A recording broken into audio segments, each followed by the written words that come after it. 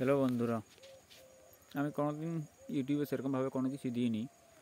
তো যাক, আজকে কিছু জিনিস বলে একটা জিনিস দেওয়ার চেষ্টা করছি। আমাদের বাঁকুড়া জেলার হিড়বাঁধ ব্লকের শেষ সীমানা গুনিয়াদা, রাস্তার ওপার পুরুলিয়া ডিস্ট্রিক্ট, এপার আমাদের বাঁকুড়া। পুরো মাঠের পর মাঠ, ফাঁকা। কিন্তু খুব ভালো লাগছে আজকে দেখে সেই মাঠ যেখানে শুধুমাত্র আগাছা ছাড়া কিছু থাকে না। আজ দীর্ঘ 2-3 বছর ধরে সিজন অনুযায়ী প্রচুর পরিমাণে বিঘে পর বিঘে প্রায় 4 থেকে 5 স্কোয়ার কিলোমিটার জায়গা জুড়ে শুধু হলুদের ছাপ।